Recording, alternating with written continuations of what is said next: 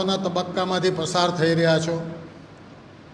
તમને ભવિષ્યની ચિંતા હોય એ ખૂબ સ્વાભાવિક છે, પરંતુ જ્યારે આ સૌથી અઘરી પરીક્ષામાં તમે આટલી સખત મહેનત કર્યા પછી પણ અમુક વખત સફળતા મળતી નથી, પરંતુ જેમણે સફળતા મેળવી છે એવી વ્યક્તિ આપણી સામે હાજર છે.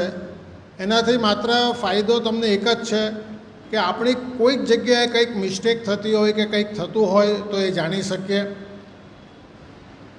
ઉત્સવ પરમારે દિવ્ય ભાસ્કરમાં એમના વિશે લેખ લખ્યો ભાવેશભાઈ વિશે કે લક્ષ્યભેદ, એટલે એમણે પણ અહીં આપણા લાઇબ્રેરીમાં જ ખૂબ મહેનત કરી અને આ પ્રાપ્ત કર્યું છે.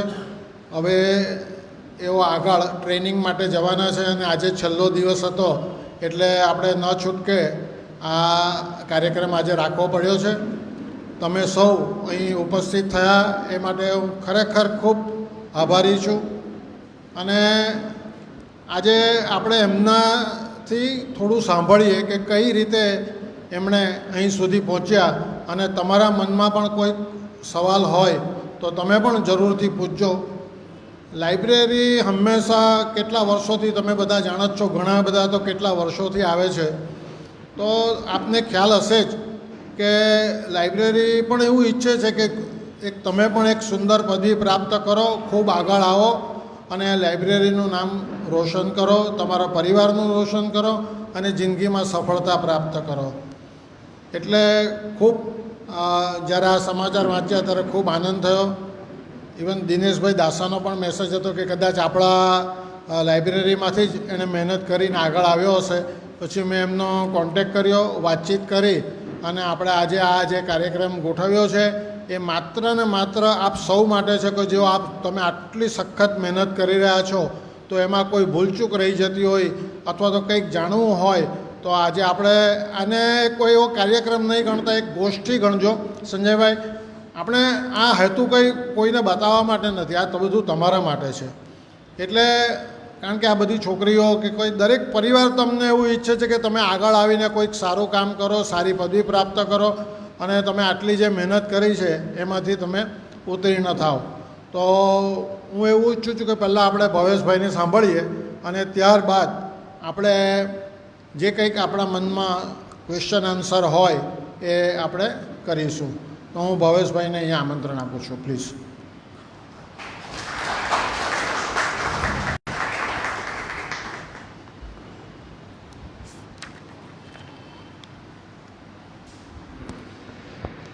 Thank you, Prashantbhai.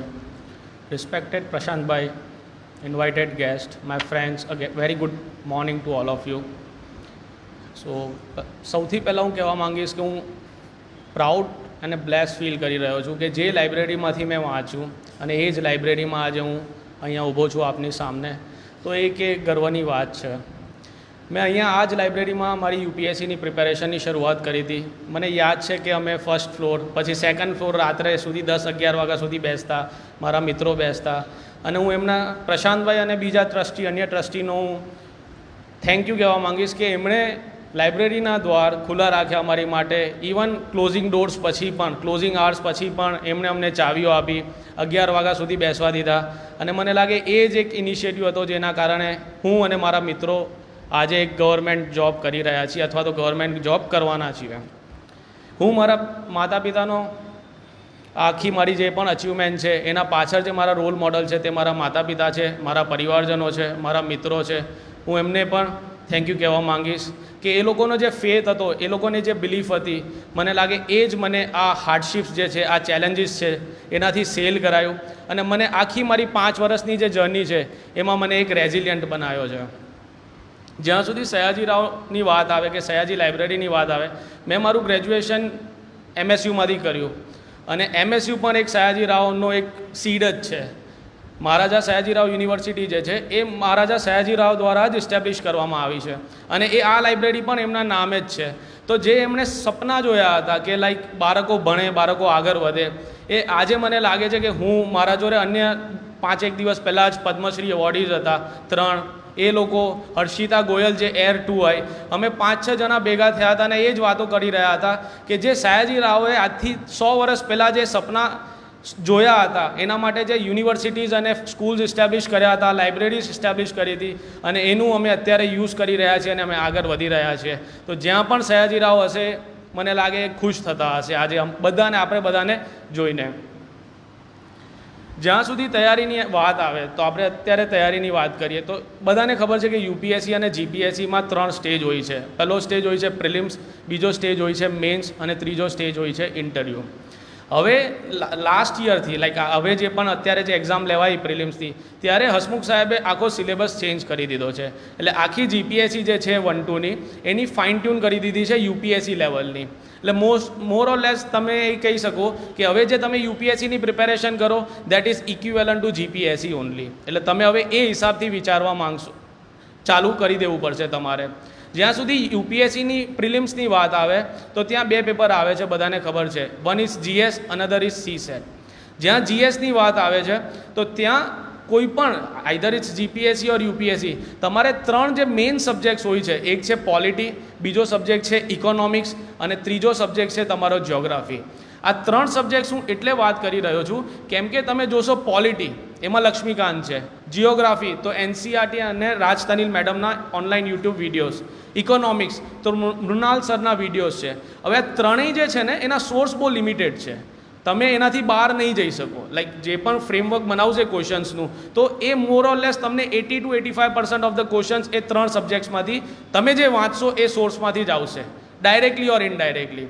એટલે તમારે જે છે તમારો જે ટાઈમ જે છે એ ઇન્વેસ્ટ એવા સબ્જેક્ટ્સ ઉપર વધારે કરવાનો જ્યાંથી શક્યતા વધારે છે ક્વેશ્ચન્સ આવવાની.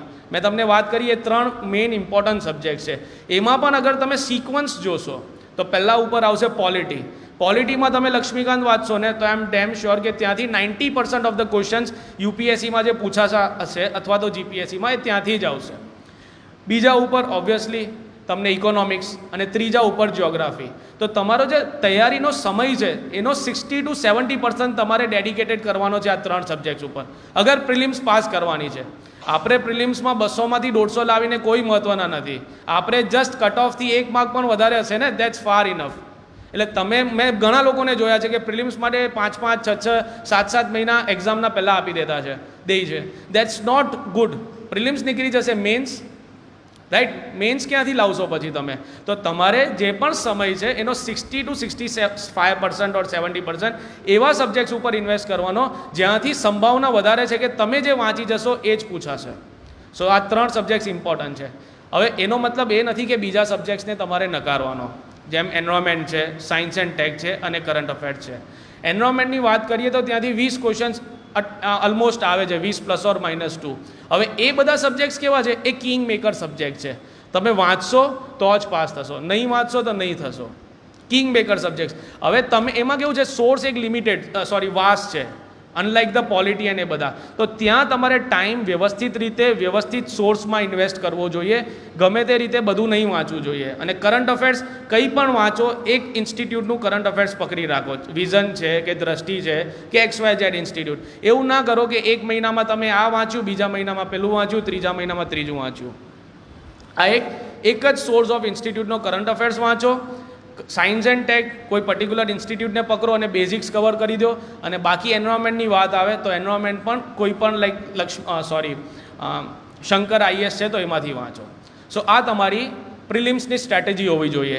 60% of the time on the core subjects, 40% of the time on the other subjects. આ તમારી પ્રિલિમ્સની સ્ટ્રેટેજી થઈ ગઈ. જ્યાં મેથ્સનો ક્વેશ્ચન આવે છે તો યુપીએસસીમાં મેં ઘણા લોકોને જોયા છે કે જે લોકો કટ ઓફ કરતાં 20 માર્ક વધારે લાવે છે જીએસમાં, પણ સીસેટના કારણે એ લોકો રહી જાય છે. તો તમારે ઓબ્વિયસલી આપણે 6-7 કલાક 8 કલાક વાંચીએ એટલે કંટાળી જઈએ છીએ. તો ત્યારે થોડુંક રેસ્ટ લઈને ફ્રેન્ડ્સ જોડે મળીને મેથ્સના ક્વેશ્ચન સોલ્વ કરો.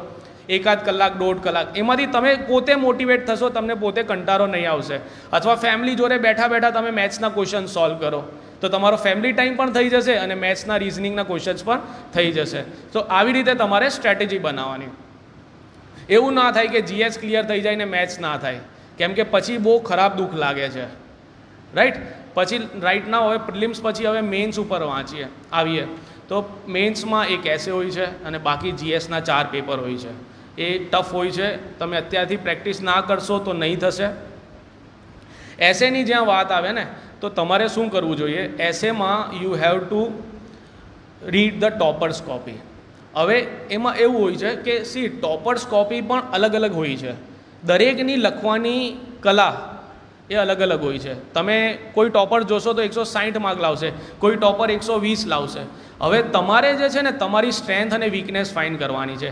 ફોર એક્ઝામ્પલ હું મારી વાત કરું તો મારું યુપીએસસી પહેલાં એટલું બધું વાંચન નહીં હતું. તો હું હવે 160 માર્ક્સવાળા ટોપર્સની કોપી વાંચતો ને એટલે આઈ વોઝ ફીલ ડીમોટિવેટેડ કે મારાથી નહીં થશે. કેમ હવે એ હું કેમ એની વાંચતો, કેમ કે એ માણસ જે હતો ને, મેં જ્યારે એની હિસ્ટ્રી ચેક કરી તો એ જ સ્ટેન્ડર્ડથી એ ટોપર હતો, એ બુક્સ લખવાનું ચાલુ કરી દીધું. હવે એને એ જ સ્ટેન્ડર્ડ્સથી બુક્સ લખવાની ચાલુ કરી તો એની કરા કેવી હશે? મારા કરતાં તો હાઈલી અપડેટેડ હશે, રાઈટ? સો મેં એની ટોપર્સની કોપી નહીં વાંચી. એટલે તમારે એવા ટોપર સિલેક્ટ કરવાના કે જેમાં તમે શૂટ થઈ શકો. એવું નહીં કે લાઈક શૂટ થવા જાઓ એમાં 1 વર્ષ જતો રહી, ના, જસ્ટ 10-20 દિવસ આપો અને એ તમે એની વિન્ડોમાં શૂટ થઈ જાઓ ને, એવા ટોપર્સની તમારે કોપીઝ જોવાની. દરેકની અલગ અલગ કરા હોય છે, અલગ અલગ તમે ટોપર્સની કોપી ફાઇન્ડ આઉટ કરીને તમારા હિસાબથી એ ટોપર્સની 4-5 નોટ્સ વાંચો અને તમે એ કરાને એસ્ટેબ્લિશ કરો અને પછી એના ઉપર કામ કરો. એસે કોઈ એક પર્ટિક્યુલર ફ્રેમવર્ક નથી એસેનું, રાઈટ? મારા ફર્સ્ટ ટ્રાયલમાં એસેમાં 80 માર્ક્સ આવ્યા હતા. મેં એના ઉપર કામ કર્યું તો મારા 120 થઈ ગયા. તો મેં આ જ કર્યું. મેં પહેલાં કેવું કરતો, 160ની વાંચતો. પછી મેં જોયું કે ના, જેના 110-120 આવ્યા છે એમાં જ હું શૂટ થઈ શકીશ, એટલે મેં મારી હિસાબથી એ ટોપર્સની કોપીઝ વાંચી. બીજી વસ્તુ શું કરવાની છે એસેમાં? એસેસમાં છે ને તમારે ટોપર્સના એક્ઝામ્પલ્સ જોવાના છે. દરેક એક્ઝામ્પલ્સ હોય છે, international, China, India, USA, sati, dowry, BR Ambedkar, Gandhiji. એટલે હિસ્ટોરિકલ પર્સપેક્ટિવથી, ઇન્ટરનેશનલ રિલેશન પર્સપેક્ટિવ, પોલિટિકલ પર્સપેક્ટિવથી, ઇકોનોમિક પર્સપેક્ટિવ જેમ લિબરલિઝમ, પ્રાઇવેટાઇઝેશન, ગ્લોબલાઇઝેશન. સો આ બધા એક્ઝામ્પલ્સ જે છે એ તમારે ટોપર્સની કોપીસમાંથી જોવાના, એ એક્ઝામ્પલ્સને લખવાના અને પછી તમારા હિસાબથી જ્યાં શૂટ થતો એ એક્ઝામ્પલ્સ એ યુઝ કરી લેવાનો. સો આ એક એસેની સ્ટ્રેટેજી છે. અને યસ, થોડાક પૈસા ઇન્વેસ્ટ કરજો. મારી પાસે પણ પૈસા ન હતા જ્યારે તમારા સ્ટેજ ઉપર હતો, એટલે મેં મારા ભાઈબંધો પાસેથી ઓછા લઈને, લાઈક લોન ઉપર તો નહીં પણ એમ જ લઈને મારા ભાઈબંધો પાસેથી, અને પછી મેં ટેસ્ટ સિરીઝમાં નાખ્યા હતા. કેમ કે તમે લખશો અને ઇવેલ્યુએટ ના કરાવશો, so that is of no meaning. તમને એવું લાગશે કે મેં મસ્ત લખ્યું છે, મારા તો 250માંથી 150 માર્ક આવી જશે.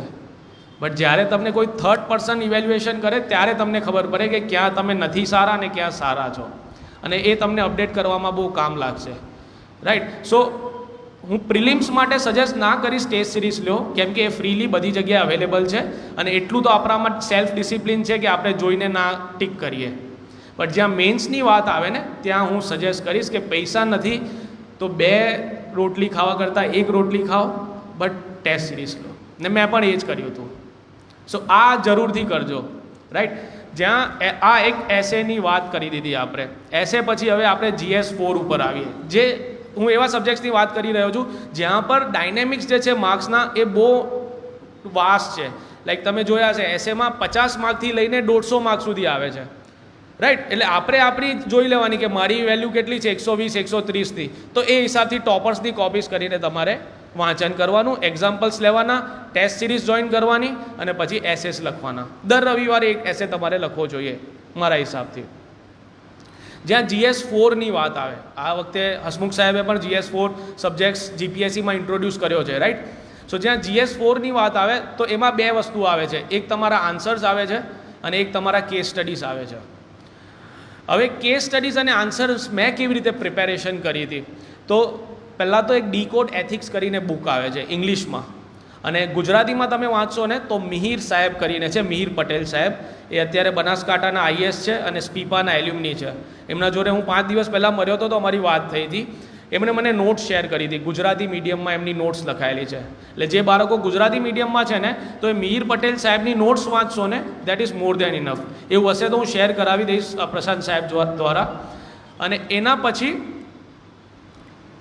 એના સિવાય તમારે શું કરવું પડશે? હવે મિહિર સાહેબ જે છે એ લાઈક 7 વર્ષ પહેલાં IAS હતા, અત્યારે તો કલેક્ટર છે, ત્યારે ડેપ્યુટી કલેક્ટર અને પછી કલેક્ટર બન્યા. તો 8 વર્ષ જૂનો એમનો કન્ટેન્ટ છે.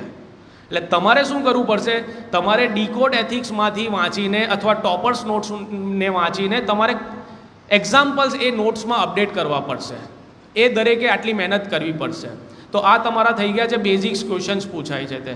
અને જે ઇંગ્લિશ મીડિયમના છે ને એને હું સજેસ્ટ કરીશ કે તમે ડીકોડ એથિક્સ બુક્સને વાંચીને એના મોડલ આન્સર્સને વાંચીને એમાંથી નોટ્સ બનાવો અને એ જ લખો. GS4ની એક કરા છે કે જેટલું ઓછું કન્ટેન્ટ એટલા વધારે માર્ક્સ. એટલે બધી જગ્યાએ ભાગવા કરતાં એક બેઝિક્સ તમારે 200-300 પેજની નોટ્સ બનાવો. That's more then enough. એટલે આ તમારું થઈ ગયું ક્વેશ્ચન્સ આન્સર્સ ઓફ GS4. જ્યાં કેસ સ્ટડીઝની વાત આવે ને, કેસ સ્ટડીઝ ટોટલ આ લોકોએ હસમુખ સાહેબે કીધું છે કે 5 પૂછશે, બટ UPSCમાં 8 પૂછાય છે.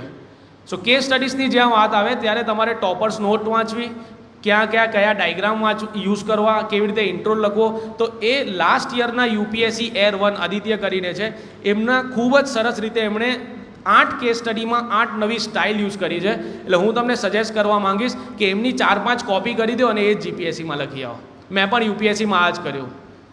સો તમે પણ સેમ વસ્તુ કરશો ને તો તમારા માર્ક્સ બહુ જ વધી જશે. યુનિક થિંગ્સ એટલે કેવું કે લાઈક ગાંધીજીનો કોટ લખી દીધો, અથવા તો ફોર એક્ઝામ્પલ્સ તમે કોઈ ડાયગ્રામ ડ્રો કરી દીધું, અથવા તો લાઈક PM મોદી ઓર એની પોલિટિકલ લીડરના સારા એવા યુ કેન સે વિચારો લખી દીધા, તો એનાથી માર્ક્સ ઘણા સારા આવશે. Gating my point? કેમ કે રિલેટ થશે એક્ઝામિનરને. હવે હું તમને કહું એન્વાયરમેન્ટ વિશે કઈ કોટ કે we have enough to fulfil everyone's needs but not enough to fulfil anyone's greed. એટલે તમને રિલેટ થશે. તમે ક્યાં ને ક્યાં એન્વાયરમેન્ટનો કોટ સાંભળ્યો હશે ગાંધીજીનો. એટલે જેટલું સારા એવા કોટ લખશો ને જે રિલેટ થશે એટલું તમારા માટે માર્ક્સ ફેચ કરવાના ઇઝી થશે. સો this is the strategy of GS4. કન્ટેન્ટને ઓછું રાખો, ટોપર્સ કોપી વાંચો, ડીકોડ એથિક્સ વાંચો, અને ગુજરાતી મીડિયમના મિહિર પટેલ સાહેબ જે છે એમના તમે નોટ્સ વાંચો. That's more then enough, right? જ્યાં પછી અને બીજી વસ્તુ હું કહેવા માંગીશ કે જ્યાં એસેની વાત આવે છે ને, લોકો કોડ લખતા જ જાય છે. That is not the good thing I can say. Codes એટલા બધા ના લખવા તમારે. ઇવન દાસા સાહેબે પણ 4 વર્ષ પહેલાં ટ્વીટ કરી હતી, right? Quote is not useful for the essay. જે પૂછાયું છે એના ઉપર લખો. એકાદ કોડ એક એસેમાં હોય, દેટ્સ મોર દેન ઇનફ. જ્યાં GS3ની વાત આવે, this is very important. After essay GS4 is important, after GS4 GS3 is important. આ 3 પેપર મેન્સના એવા છે કે તમને ઇન્ટરવ્યૂમાં એન્ટ્રી આપશે અથવા ઇન્ટરવ્યૂની બહાર ફેંકી દેશે. કેમ કે અહીંયા ડાયનેમિક્સ જે છે ને એ બહુ વાસ્ટ છે. લોકો સમજી ના શકે એટલે ભાઈ કંઈ પણ લખી આવે એટલે માર્ક્સ ના આવે. એટલે એમ કે GPSC અને UPSC મને નથી સમજી શક્યો. પહેલાં તમે તો સમજો. Getting my point? સો GS3માં કેવું છે, GS3માં current affairs base, environment base, science and tech base કંઈ પણ પૂછાય છે. એટલે આને કેવી રીતે પ્રિપેર કરવું? હવે અહીંયા કેવું હોય છે, you have two do the current affairs. જે પણ તમારા પ્રી અને મેન્સના વચ્ચેનો જે 4 મહિનાનો ટાઈમ પીરિયડ છે એમાં તમારે કરંટ અફેર્સ વાંચવા જોઈએ કોઈ પણ એક ઇન્સ્ટિટ્યૂટના, ફ્રોમ મેન્સ પર્સપેક્ટિવ. પછી દરેક ટોપિક જે છે ને GPSCનો કે UPSCનો જે સિલેબસનો ટોપિક છે એના ઉપર તમારી પાસે એટલીસ્ટ 10-15 પોઈન્ટ હોવા જોઈએ. જેમ બાયોટેકનોલોજી છે, નેનો ટેકનોલોજી છે, રાઈટ? એન્વાયરમેન્ટલ ઇમ્પેક્ટ અસેસમેન્ટ છે. તો આના ઉપર તમારી પાસે 10થી 15 પોઈન્ટ હોવા જોઈએ. હવે બાયોટેકનોલોજી એક ટોપિક છે, એના ઉપર તમારે કેવી રીતે 15 પોઈન્ટ હોવા જોઈએ? It's like what is the use of biotechnology, what are the challenges, what is the way forward, અને ગવર્મેન્ટના 1-2 પગલાં, અને ઇન્ટ્રો અને કન્ક્લુઝન. સમજ્યા? એટલે હવે કોઈ બી ક્વેશ્ચન પૂછાય ને તમે ક્યાં ને ક્યાં યુઝ કરી આવો. એટલે એટલીસ્ટ તમને માન લો નથી આવડતું તો બી તમારા 3 માર્ક્સ તો આવશે ને, આવડે છે તો 6-7 માર્ક્સ થઈ જશે. Getting my point or not? So આવી રીતે કોઈ પણ ટોપિકનો લેવો ને, like biotechnology or nano technology, એટલે એના યુસીસ, ચેલેન્જીસ, વે ફોરવર્ડ, ગવર્મેન્ટના 1-2 પગલાં અને સારો એવો કન્ક્લુઝન અને ઇન્ટ્રો કે આનો યુઝ કરશું તો ભારત વિકસિત ભારત બનશે 2047 સુધી, રાઈટ? ઓર સંકલ્પ છે સિદ્ધિ, સસ્ટેનેબલ ડેવલપમેન્ટ ગોલ્સ. આવા તમારે રેડીમેડ કન્ક્લુઝન અને ઇન્ટ્રો રાખવા. બીજી વસ્તુ, GS3માં છે ને તમે એગ્રીકલ્ચર, ઇન્ફ્રાસ્ટ્રક્ચર્સ, ખેતી અને ઇન્ફ્રાસ્ટ્રક્ચર એના ઉપર ક્વેશ્ચન્સ પૂછાતા જ હોય છે, એટલીસ્ટ 4-5. એટલે હવે તમારે શું કરવાનું? એગ્રીકલ્ચરના ટેમ્પલેટ્સ રેડીમેડ બનાવવાના. એગ્રીકલ્ચરનો કોઈ બી ક્વેશ્ચન હોય તો સામાજિક, આર્થિક, પોલિટિકલ, ફાઇનાન્શિયલ, એ બધા ઉપર તમારા ટેમ્પલેટ્સ રેડી હોવા જોઈએ. હવે ટેમ્પલેટ્સ કયાની વાત કરી રહ્યો છું તો તમે જે છે ને MK યાદવ કરીને છે, MK યાદવ. સો MK યાદવ સર્ચ કરશો ને ટેમ્પલેટ્સ તો ઇઝીલી તમને ટેલિગ્રામ ઉપર એમના રેડીમેડ 10-12 ટેમ્પલેટ્સ અવેલેબલ છે. એને ગોખી નાખો. લિટરલી ગોખી નાખો. અને પાછું ગોખવાથી નહીં થશે, એના ઉપર એક ટેમ્પલેટ ઉપર તમે એટલીસ્ટ 15, 20, 30 ક્વેશ્ચન્સ લખો, તો તમારા માઇન્ડમાં ઇન્ગ્રેન થશે. કેમ કે ગોખી નાખશો અત્યારે તમે પ્રેશર ફ્રી છો તો ઇઝીલી તમે લખી શકશો, પણ એક્ઝામમાં એવું નથી હોતું. એક્ઝામમાં એક પોઈન્ટ યાદ નહીં આવે ને એટલે પ્રેશર થાય, પાછો બીજો પોઈન્ટ નહીં યાદ આવશે, એટલે એ કમ્પાઉન્ડિંગ ઇફેક્ટ કેટલી ક્રિએટ થઈ જાય ને, એટલે તમે કહેશો ચાલો આ ક્વેશ્ચનને રહેવા દો, એટલે પછી જીપીએસસી કહેશે ચાલો હવે આમને રહેવા દો. ગેટિંગમાં એક 2 ક્વેશ્ચન છોડતા જશો, જીપીએસસીના ડોર્સ કે યુપીએસસીના ડોર્સ ક્લોઝ થતા જશે. સો એવું ના કરવું જોઈએ. એટલે એક ક્વેશ્ચન ઉપર ટેમ્પલેટ ઉપર તમારે એટલીસ્ટ 15, 20 ક્વેશ્ચન્સ લખવા પડશે. તો GS3ની સ્ટ્રેટેજી કઈ થઈ? એક ટેમ્પલેટવાળી સ્ટ્રેટેજી થઈ, કરંટ અફેર્સ બેઝ સ્ટ્રેટેજી થઈ, અને ત્રીજી વસ્તુ ગ્રુપમાં 2-3 ફ્રેન્ડ્સ મળીને કોઈ પણ ક્વેશ્ચન ઉપાડો, એના ઉપર 4-5 પોઈન્ટ ડિસ્કસ કરો. વુમેન આવી ગયું, સ્કિલ્ડ લેબર ફોર્સ આવી ગઈ, ભારતની ઇકોનોમી આવી ગઈ. સો એના ઉપર શું થશે, 4-5 પોઈન્ટ તમને નવા મળશે. અને હું સજેસ્ટ કરીશ કે એકાદ એક ગ્રુપમાં લેડીને નાખો, કોઈ પણ એક લેડી અને એક લાઈક મેન અને વુમેન બે હોવા જોઈએ, બિકોઝ એ પર્સપેક્ટિવ અલગ થઈ જાય છે. હવે તમને નોર્મલી કેવું લાગશે, એક એક્ઝામ્પલ આપું તો દાખલા તરીકે તમે એવું વિચારશો વુમેનનો પાર્ટિસિપેશન કેમ ઓછો છે ઇકોનોમીમાં, એટલે આપણે નોર્મલી શું વિચારીએ, પેલું યુ કેન છે ઇન્ફ્રાસ્ટ્રક્ચર નથી ગામડામાંથી આવવા માટે લેડીઝ માટે, પણ લેડીઝ શું વિચારશે કે મને ઘરે સ્ટીરિયોટાઇપ્સ ફેસ થાય છે, કે મને ઘરથી બહાર નથી જવા દેતા બિકોઝ દેર આર સ્ટીરિયોટાઇપ્સ. એટલે એ પર્સપેક્ટિવ તમે નાખશો ને ગ્રાઉન્ડ લેવલનો, એ દેટ ઇઝ વેરી યુનિક, એ તમારી આન્સર શીટને અલગ જ કરી દેશે.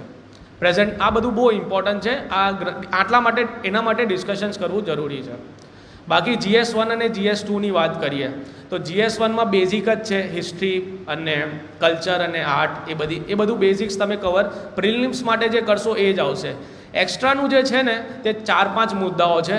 રિજનલિઝમ એટલે મને ગુજરાત પ્રત્યે વધારે પ્રેમ છે દેશ કરતાં, એ મારું રિજનલિઝમ થયું. ફોર એક્ઝામ્પલની વાત કરી રહ્યો છું. સો એ છે કમ્યુનલિઝમ, હિન્દુ મુસ્લિમ, હિન્દુ જૈન, એ બધા કમ્યુનલિઝમ છે, રાઈટ. તો આ બધા જે ટોપિક છે ને એ બધા ઉપર તમારે દરેક ટોપિક ઉપર નોટ્સ વાંચવી જોઈશે. એ ક્યાંથી મળશે? તો મેં વિઝન IASમાંથી પ્રિપેર કર્યું હતું. સો રિજનલિઝમ, કમ્યુનલિઝમ, સિઝેનિઝમ્સ, પછી for example intercaste marriage, inter religious marriage, આ બધા એવા મુદ્દાઓ છે કે તમારે વિઝન IAS કે કોઈ બીજી સંસ્થામાંથી એના નોટ્સ પ્રિપેર કરીને તમારા નોટ્સ બનાવવા પડશે, રાઈટ. ઇન્ટરકાસ્ટ, એ બધી વસ્તુઓ. GS2ની વાત કરીએ, GS2માં બેઝિક્સ જ છે, પોલિટી છે અને ગવર્નન્સ છે.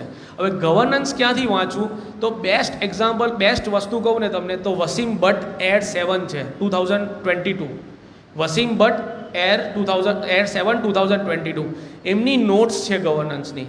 એમનામાં જે એક્ઝામ્પલ્સ છે ને એ બહુ જ સારા છે, બહુ જ સારા. એમની નોટ્સ છે ને એમણે એક કમ્પ્યુટરમાં ફાઇલ ફોર્મેટમાં બનાવી છે, ટેલિગ્રામ ઉપર તમને મળી જશે, એ વાંચજો, એ બહુ જ બેસ્ટ છે. ગવર્નન્સના દરેક મુદ્દાઓ ઉપર એમણે બહુ સારી રીતે બનાવ્યું છે, એ તમે વાંચી લેશો, રાઈટ. તો ગવર્નન્સ ત્યાં આવી ગયું. બાકી રહ્યું પબ્લિક એડમિનિસ્ટ્રેશન, એ પણ એમનામાંથી કવર થઈ જશે.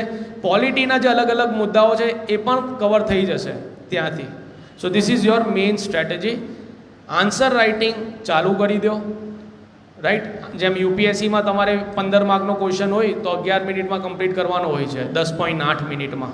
અને જ્યાં 10 માર્ક્સનો ક્વેશ્ચન હોય તો તમારે 7 મિનિટમાં કવર કરવાનો હોય છે as per the time format. તો હું કેવી રીતે કરતો, હું છે ને 10 માર્કના ક્વેશ્ચનને 8 મિનિટ આપતો અને 15 માર્કના ક્વેશ્ચનને 11ની જગ્યાએ 10 માર્ક આપતો, 10 મિનિટ આપતો. એ મારી સ્ટ્રેટેજી હતી. હવે તમે તમારી આ મને છે ને બહુ પ્રેક્ટિકલ લાગી, તમે આ ફોલો કરશો હું સજેસ્ટ કરીશ. બાકી તમારા ઉપર છે કે 10 માર્કના ક્વેશ્ચનને 8 મિનિટ આપો અને 15 માર્કના ક્વેશ્ચનને 10 મિનિટ આપો.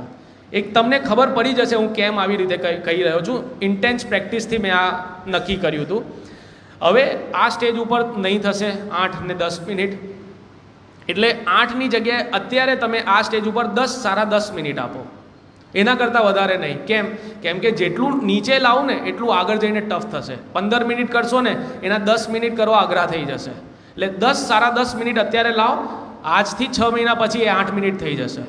અને 10 મિનિટ જે 15 માર્કવાળા ક્વેશ્ચન હતા એને મેક્સ ટુ મેક્સ તમે 12 થી 13 મિનિટ આપો, એ 10 મિનિટ થઈ જશે. વધારે ના આપજો આના કરતાં, કેમ કે પછી નીચે લાવવું એ ટફ થઈ જશે અને નહીં લાવી શકશો એટલે તમારી UPSCમાં ક્વેશ્ચન છૂટી જશે, એટલે you will not able to clear the mains, right. તો આ એક answer writing. Again answer writing કેવી રીતે ઇવેલ્યુએટ કરાવવા, તો રોજ જ તમે 2-3 આન્સર અત્યારથી જ લખવાના ચાલુ કરી દો. હવે કયા આન્સર લખવા, તો તમે જે વાંચી રહ્યા છો ને, આજે મેં કંઈ વાંચ્યું એ ટોપિક ઉપર મારે આવતીકાલે સવારે આવીને પહેલું કામ છે મારે 2-3 આન્સર લખવા. બીજું બધું સાઈડમાં રાખીને આન્સર મારે 2-3 લખવાના છે, એ મારું કામ છે. આજે જે મેં વાંચ્યું આવતીકાલે એ તમને બહુ જ હેરેસિંગ લાગશે કે યાર શું યાર, એના કરતાં નવું વાંચું. બટ ટ્રસ્ટ મી, નવું વાંચવાનું કંઈ કામ ના લાગશે આગળ જતાં લોંગ જર્નીમાં, જેટલું આન્સર રાઇટિંગ કામ લાગશે. એટલે એ તમે પહેલાં તમારે આન્સર રાઇટિંગ કરવા પડશે. અને ઘરેથી આવો ને ત્યારે જ, અને એક નાની વસ્તુ છે, તમને મજા લાઈક હસી પણ છૂટ છે. તમે જે ક્વેશ્ચન્સ લખો છો ને કે મારે આવતીકાલે કયા લખવાના છે, એ એક દિવસ પહેલાં જ લખી દો. એનો રીઝન કહું કેમ કે અહીંયા આવશો, ક્વેશ્ચન લખશો એટલે ઈચ્છા થશે હું એનો આન્સર વાંચું, એટલે એમાં તમારો અડધો કલાક જતો રહેશે. એટલે પછી તમને લખશો એટલે તમે જે ત્યારે વાંચ્યું ને એ જ મગજમાં આવશે. Gating my point on it. એટલે તમારે એક દિવસ પહેલાં ક્વેશ્ચન લખી લેવું, એના ઉપર ટોપિક ક્લોઝ કરી દેવો, બીજા દિવસે આવીને મારે આન્સર લખવાનું, ડાયરેક્ટ પેન અને બુક જેમાં ક્વેશ્ચન મેં લખ્યા છે એ જ યુઝ કરવાનો. અને જે ફોર્મેટ તમારો યુપીએસસી જીપીએસસીમાં છે કે પેલો રેક્ટેન્ગ્યુલર શેપનો પેજ છે, અને આઈ મીન ફોર્મેટ પેલી ડબલ લાઇનવાળી, એ ફોર્મેટમાં સ્પાઇરલ બાઇન્ડિંગ કરાવીને તમે પ્રિન્ટ કરાવીને રાખી દો. દરરોજના 2 થી 3 ક્વેશ્ચન્સ લખવા. હવે લખીને પતાઈ નથી દેવું, લખીને કન્વર્ટ અત્યારે બધા કરતાં સસ્તો પ્લેટફોર્મ જે છે ને એ કન્વર્ટ આઈએસનો છે. તમે રોજે જ 2-3 ક્વેશ્ચન્સ લખશો તો એ તમને ઇવેલ્યુએટ કરીને આપશે. એટલે તમારે અત્યારે માન લો પ્રેક્ટિસ નથી કે તમે 30,000 રૂપિયાની ટેસ્ટ સિરીઝ લઈ શકો, તો કન્વર્ટ આઈએસ 2,000-2,500 રૂપિયા મહિનાની સર્વિસ આપે છે. દરરોજના 2 ક્વેશ્ચન્સ તમે અપલોડ કરો, 3 અપલોડ કરો, તમને ઇવેલ્યુએટ કરીને આપશે. એ ચાલુ કરી દો કન્વર્ટ આઈએસ અત્યારથી જ. પૈસા નથી, that is a secondary option. કોઈ પાસે ફાઇનાન્શિયલ ઇન્સિક્યોરિટીઝ હોય છે, મારી પણ હતી. But again this will only help you in the long run. Answer writing નહીં કરશો કંઈ જ નહીં થશે, right. So this is we people are developing a organisations. કે અમે જે અમારી વાત થઈ મારા ઘણા બધા મિત્રો જોડે કે અમે આવા બાળકો જે લોકો ટેલેન્ટેડ છે અને ફાઇનાન્શિયલ ઇન્સિક્યોરિટીઝ ફેસ કરી રહ્યા છે, એમના માટે એક આન્સર રાઇટિંગનો પ્રોગ્રામ ઇવોલ્વ કરીએ, જેમાં ફ્રી ઓફ કોસ્ટ અમે ઇવેલ્યુએશન એમને કરી આપીએ. સો અમે એ રાહ ઉપર જઈ રહ્યા છીએ. 1-2 મહિનામાં મને લાગે, 2-3 મહિનામાં અમે 4-5 મિત્રો છે જે લોકો ઓલરેડી સિલેક્ટેડ થઈ ગયા છે અને આ ફેઝથી ગુજરી ચૂક્યા છે. સો એ લોકો માટે અમે ટ્રાય કરી રહ્યા છીએ. નોટ ડેલી ઉપર તો અમારી પાસે પણ ટાઈમ નહીં હોઈ શકે કરશું, બટ એટલીસ્ટ 15 દિવસે એક વિડીયો કોન્ફરન્સ કરીને અમે એ લોકોને માર્ગદર્શન આપી શકીએ. એવી રીતે અમે એક સંસ્થા તો હવે અમે ના ઓપન કરી શકીએ, પણ બીજાનો જેમ પ્રશાંતભાઈ છે કે બીજા કોઈ છે જે હાઈલી પર્સનાલિટી છે, એમના સાથે મળીને અને અમે આ આગળ વિચારી રહ્યા છીએ કે વધારવાનો. તો 2-3 મહિનામાં it will be, I think so. જ્યાં હવે ઇન્ટરવ્યૂની વાત આવે, સો ઇન્ટરવ્યૂમાં અગેન જે તમે પ્રિલિમ્સમાં વાંચ્યું, જે તમે મેન્સમાં વાંચ્યું, that will not be useful. ઇન્ટરવ્યૂમાં your personality will decide how much marks you are going to get. એટલે હવે એ પર્સનાલિટી કેવી રીતે તમારી ડિસાઇડ થશે, તમારા આવા પરથી ડિસાઇડ થશે. તમે કેવી રીતે આવો છો, તમે કેવી રીતે બેસો છો, તમે કેવી રીતે બોલો છો, એના ઉપરથી ડિસાઇડ થશે. હવે એ લોકો શું પૂછશે, એ લોકો તમને એવી રીતે નહીં પૂછશે કે 3rd વોર ઓફ પાણીપત ક્યાં થયો હતો, કે પોલિટીમાં આ પર્ટિક્યુલર આર્ટિકલ શું છે, એવા ક્વેશ્ચન્સ હવે નહીં પૂછતા. એટલે તમારી હોબી ઉપર ડેવલપ થશે. હવે હોબીની વાત કરીએ તો તમારે જે હોબી હોય ને એ લિટરલી સાચી લખવી પડશે, કેમ કે એ લોકો માસ્ટર માઇન્ડ છે. એ લોકો આપણી જેટલી ઉંમર નથી ને, એ લોકોને એટલો તો એક્સપિરિયન્સ છે. એટલે 2 મિનિટમાં એ લોકો પરખી જાય કે આની હોબી સાચી છે કે નહીં. જેમ મારી હોબી હતી મેન્ટરિંગ અને ટ્યુટરિંગ, રાઈટ, અને લો બજેટ ટ્રાવેલ. હવે એ લોકો બહુ ડીપમાં ગયા, બટ મને કેમ ખબર હતી, કેમ કે હું સ્પીપામાં એઝ અ ફેકલ્ટી કામ કરી રહ્યો છું છેલ્લા 4 વર્ષથી. મેન્ટરિંગ અને ટ્યુટરિંગ ઓલરેડી કરી રહ્યો છું. એટલે એ લોકોએ કેવા સવાલ પૂછે ખબર, મને કયો ક્વેશ્ચન પૂછ્યો કે તમે મેન્ટરિંગ અને ટ્યુટરિંગ કરાવો છો, 3 બેઝિક ક્વેશ્ચન્સ કયો કે જે બાળકો તમને પૂછે છે. હું એવું તો ના કહું ને મને પોલિટીનો ક્વેશ્ચન પૂછે છે, ઇકોનોમિક્સનો ક્વેશ્ચન પૂછે છે. Getting my point. સો એ 3 ક્વેશ્ચન્સ એ લેવલના ડેવલપ કરવા કે તમે જે પર્સનાલિટી જોડે વાત કરી રહ્યા છો, જેની પાસે 30-40 વર્ષનો અનુભવ છે, સો એ તમારાથી કંઈ યુનિક માંગે છે. સો એવા ટાઈપ ઓફ એ તમને ડીપમાં જવું પડશે એટલું. એના માટે જે પણ તમારી હોબી છે કોઈ પણ, એને તમે ડેવલપ કરો, એને તમે એટલીસ્ટ વન્સ અ વીક એને યુટિલાઇઝ કરો. મેન્ટરિંગ છે તો ક્યાં ને ક્યાં જાઓ, અંડર પ્રિવિલેજ સેક્શન્સને ભણાવો, ટ્યુટરિંગ કે XYZ, કોઈની હોર્સ રાઇડિંગ હોય તો એ કરો once a week. Different type of હોર્સ પૂછી શકે છે. કોઈની ચેસ છે તો ચેસમાં ઘણી બધી વસ્તુઓ, કઈ ટુર્નામેન્ટ છે, કયા પ્લેયર છે, મેગ્નસ એન્ડ ઓલ શું છે એ લોકો, એ બધું પૂછશે. So what I M trying to say કે જે પણ હોબી છે એને ડીપમાં જાઓ, અને એ ક્યારથી પેલા 2-3 મહિનામાં નહીં થશે, મેન્સ અને ઇન્ટરવ્યૂના ગેપમાં, એ અત્યારથી જ ચાલુ થશે. એટલે અત્યારથી જ તમારે એ ટાઈપ ઓફ પર્સનાલિટી ડેવલપ કરવાની શરૂ કરવી પડશે. એટલે આ એક સ્ટ્રેટેજી તમે અત્યારથી બનાવી દો, રાઈટ. અને જે પણ મેં ઘણા બધા 2-3 મેઇન ક્વેશ્ચન છે કે લોકોને લાગે કે ડીમોટિવેટેડ ફીલ થઈ જાય છે, કે લોકો ડીમોટિવેટેડ ફીલ થઈ જાય છે કેમ કે આ જર્ની 4-5 વર્ષની છે ને. ઓબ્વિયસ છે, આપણે કઈ જગ્યાએ કામ કરી રહ્યા છીએ, જોબ કરી રહ્યા છીએ કે બિઝનેસ, તો ત્યાં આપણે રેગ્યુલરલી પૈસા આવે છે એટલે આપણે મોટિવેટેડ ફીલ કરી રહ્યા છીએ. પણ આ જર્નીમાં આઉટકમ 0 છે, only input input input input છે. એટલે 4-5 વર્ષ સુધી આટલું ઇનપુટ આપવું વિધાઉટ એની આઉટકમ બહુ ડિફિકલ્ટ છે.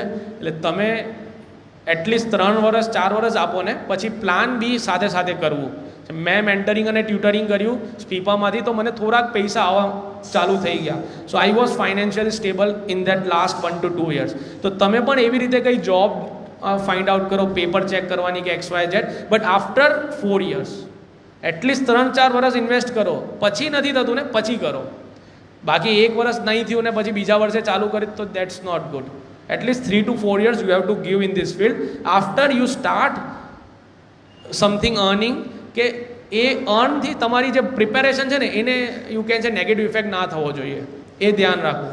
કેમ કે મેં સ્પીપામાં બનાવ્યું તો હું જે બનાવતો એ જ મને કામ લાગતું વાંચવામાં, તો મેં એવી રીતે અર્ન કર, એવી રીતે મેં પ્લાન બી કર્યો. તો તમે પણ એવી રીતે જ પ્લાન બી ડ્રો કરજો, લાઈક પેપર ઇવેલ્યુએશનનો ઓર મેન્ટરિંગનો, પર્સનલ ગાઈડન્સનો.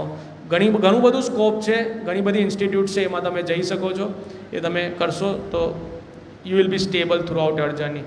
અને તમારા ડે ટુ ડેની મોટિવેશનની વાત આવે, વીકલી મોટિવેશનની વાત આવે, તો તમે તમારા જે પણ યુ કેન સે ગોલ્સ છે કે મારે 1 મહિનામાં આટલું વાંચવું છે, એને ડિવાઈડ કરી દો. હું એમ કહું કે મારે 1 kg પોટેટો ઈટ કરવો છે, દેટ્સ નોટ ફિઝિબલ. પણ હું એમ કહું એક પોટેટોનો સ્લાઇસ મારે ઈટ કરવું છે, દેટ્સ ફિઝિબલ, રાઈટ. સો તમે મંથલી ગોલ્સને 15 ડેઝના ગોલ્સ કરો, 15 ને 8 ડેઝના ગોલ્સ કરો, 8 ડેઝને ડેલી ગોલ્સ કરો, અને ડેલી તમે ફૂલફિલ કરતા જાઓ. અને once a week at least break લો, તમારા માટે, તમારા ફેમિલી માટે, તમારા ફ્રેન્ડ્સ માટે. મારી પહેલાં 2 વર્ષમાં આ બહુ મોટી ભૂલ હતી કે મેં ના લીધો હતો, પણ પછી મેં લેવાનું આ ચાલુ કર્યું.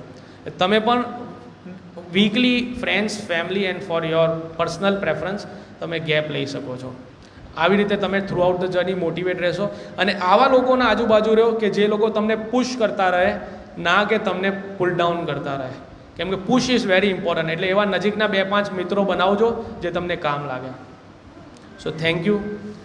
એની other questions if you have then we might go.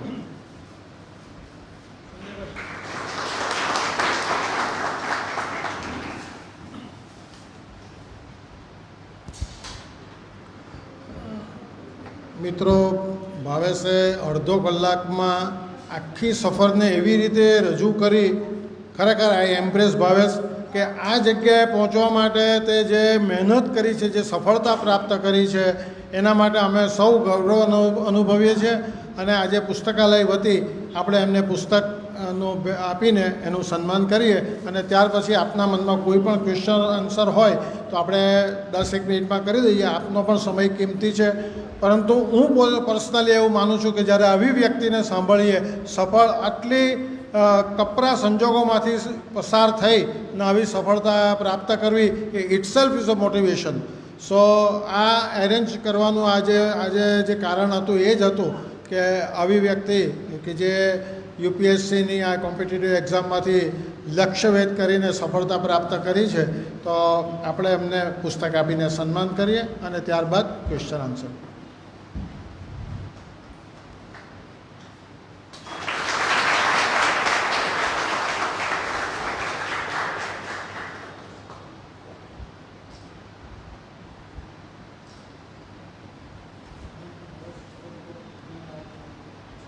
Please તમારામાંથી કોઈને ક્વેશ્ચન આન્સર.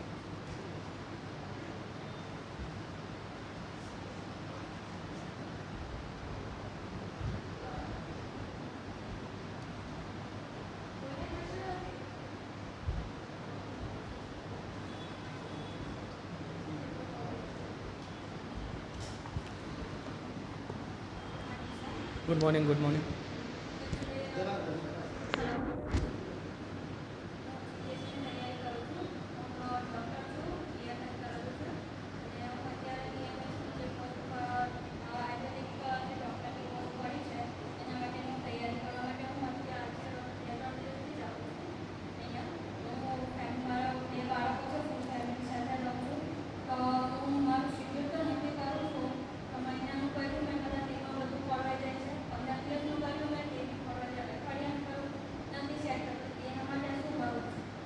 અચ્છા, ઓકે. સો એમાં કેવું છે કે તમે જે પણ શિડ્યુલ કરો છો ને અરેન્જ, એક મહિનાનો શિડ્યુલ જે પણ તમારો અરેન્જ કરો છો, એમાં તમે છે ને 8-10 દિવસનો ગેપ રાખો. કેમ કે તમે શું છે શિડ્યુલ અરેન્જ કરો છો આખા મહિનાનું, કે તમારે આ કોન્સ્ટન્ટલી આટલું વાંચશો તો આટલું વંચાશે, એવું ના રાખો. મહિનાના શિડ્યુલ અરેન્જ કરતી વખતે તમે 8-10 દિવસનો ગેપ રાખો. એટલે તમારો શિડ્યુલ 20 દિવસનો એકચ્યુઅલી હોવો જોઈએ, અને મહિનાનો તમને લાગવો જોઈએ કે આ મહિનાનો છે. એટલે તમારું જ્યાં બી છૂટી જશે ને તો તમને મોટિવેટ ફીલ થશે જ થશે કે વાંધો નહીં, એક દિવસ છૂટી ગયો ને, મારી પાસે હજી બીજા 9 દિવસ પડ્યા છે ગેપમાં. ગેટિંગમાં પણ એટલે તમને see this is inner child is there, એને કોન્સ્ટન્ટલી મોટિવેટેડ રાખવાનો અને થોડુંક એને પાગલ બનાવતું રહેવાનું. દેટ્સ ધ મેઇન એમ. એટલે તમે 20 દિવસનો શિડ્યુલ અરેન્જ કરો ફોર અ 1 મંથ. જ્યાં પણ તમને લાગશે કે છૂટી ગયું તો એ એક દિવસ જશે, બીજો દિવસ જશે, 10 દિવસની તમારી પાસે ગેપ રહેશે. અને વાંચવાનું ચાલુ કરો, જેમ તમે કીધું વર્કિંગ આર્સ છે, તો સવારે 5 વાગ્યાથી 8 વાગ્યા સુધી વાંચવાનું ચાલુ કરો. આવીને ના વાંચો. કેમ કે એક હમણાં જ એક મહિલા હતા જે હમણાં આઈએએસ બન્યા છે, મને નામ યાદ નથી આવતું, એમની પણ એક દીકરી હતી અને એ આઈએએસ બન્યા બીજી ટ્રાયમાં. અને એ સેમ કરતા, 5 થી 8 વાંચતા, 9 વાગે જોબ જતા, 5 વાગે આવતા, પછી થોડુંક ટાઈમ બેબીને આપીને 6-7 વાગે પાછું વાંચતા 10 વાગ્યા સુધી. એટલે એ હિસાબથી તમે દિવસના 6-7 કલાક કાઢો. Thank you. Anyone else?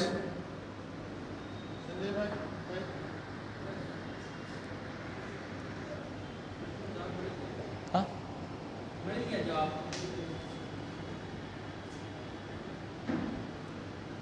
છે ભાઈ કોઈના માટે કોઈને કંઈ પૂછવું છે?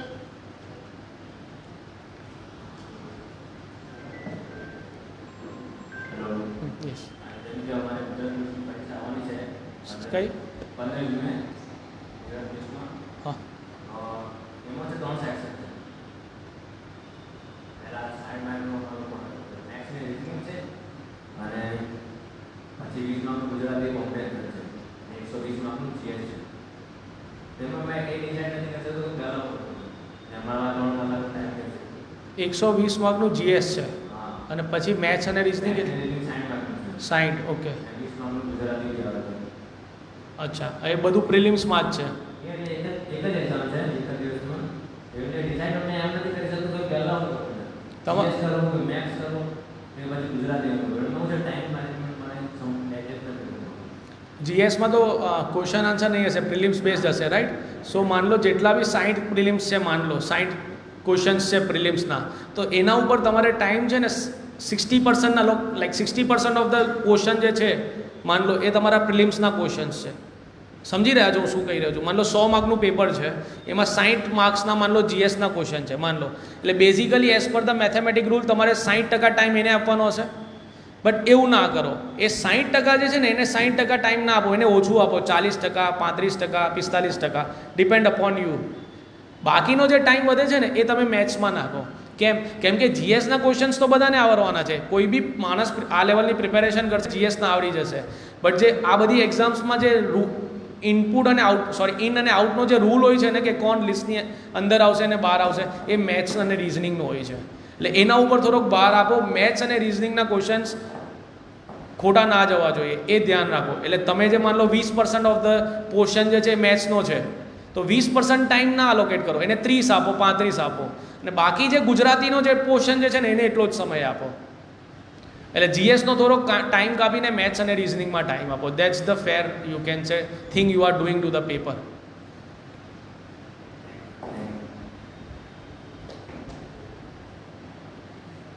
એની અધર ક્વેશ્ચન? ઓકે.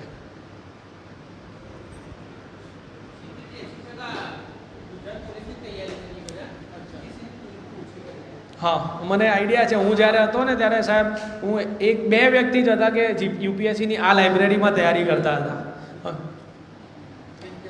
ના રિંકેશ નહીં, કુનાલભાઈ, કુનાલ હતો. રિંકેશભાઈ જીપીએસસીની તૈયારી કરતા હતા, મને ધ્યાન છે. એટલે પછી અહીંયા 3 વર્ષ મને એકલા લાગ્યું એટલે હું જતો રહ્યો પછી બરોડા. પછી હું બરોડા શિફ્ટ થઈને પછી 1 વર્ષ દિલ્હી રહ્યો, 1 વર્ષ બરોડા, 1 વર્ષ દિલ્હી, એટલે 5 વર્ષની મારી આ જર્ની હતી. પણ ખૂબ અહીંયાથી જે શીખ્યા દેટ ઇઝ અનબિલિવેબલ એમ. બહુ જ અમને ખબર છે અમે ચાવી આપવા ત્યાં સાહેબ પાસે જતા રાતના, હજુ બી એ જ છે. હા, અને એમને ધન્યવાદ આપવો જોઈએ કે આપણા માટે એ લોકો 10:30-11 વાગ્યા સુધી બેસે, ચાવી લઈ પછી એ લોકો ડોર ક્લોઝ કરે. That's unbelievable. કોઈ એવું નથી કરતું. અને આમાં કંઈ પૈસાની લેવેજ તો છે નહીં, ભાવના છે. અને આ ભાવના હોવીને that is something next to impossible. એ માટે આપણે લાઇબ્રેરી માટે જેટલું આપી શકીએ, સયાજીરાવ માટે જેટલું આપી શકીએ એટલું ઓછું છે. બીજું કોઈ any other question you have? Okay, thank you. Bhavesh, once again, thank you very much for coming here and giving all the aspects of your achievements to with these people. અહીંયા નવસારીમાંથી જ આવવાવાળા કેટલા, જે નવસારીમાં જ રહેતા હોય આ તમારામાંથી લગભગ, એટલે બહારથી આવવાવાળા કેટલા, ક્યાંથી આવો તમે? સચિન, અચ્છા. જો અમારી પોતાની પણ ઈચ્છા છે કે 11-11:30 સુધી ચાલુ રાખીએ, પણ તમને પોતાને ખબર છે કંઈક ને કંઈક એવા બનાવો બની જાય છે જેથી અમે પાછળ પડી જઈએ છીએ. અમે આ જ્યારે આટલું સરસ્વતીનું વિદ્યા મંદિર અમે ચલાવી રહ્યા છે અને તમારામાંથી 2 જણ બી સફળતા પ્રાપ્ત કરે ને તો તમારા કરતાં અમને વધારે ગૌરવ ફીલ થશે. અને હું ખરેખર દિલથી તમને સૌને શુભેચ્છા આપું છું. ખૂબ મહેનત કરો અને ભાવેશભાઈ જેવી સફળતા પ્રાપ્ત કરો અને પરિવાર માટે, સમાજ માટે અને દેશ માટે કંઈક સુંદર કાર્ય કરો એવી શુભ ભાવના સાથે ફરીથી આપ સૌ અહીં સમય કાઢીને આવ્યા એ માટે હું આપ સૌનો ખૂબ ખૂબ આભાર માનું છું. અને ભાવેશભાઈનો તેમજ ભાવેશભાઈ જયપ્રકાશભાઈને પણ યાદ કર્યા. જયપ્રકાશભાઈ જોડે પણ મારે વાત થઈ હતી. આજે એમને શિવારીમાળ જવાનું હોવાથી આવી શક્યા નથી અને બીજા 2 અમારા ટ્રસ્ટીઓ પણ કચ્છ કામમાં રોકાયા હશે. પણ ફરીથી આપ સૌનો આભાર માની શુભેચ્છા પાઠવું છું. નમસ્કાર, જય હિન્દ.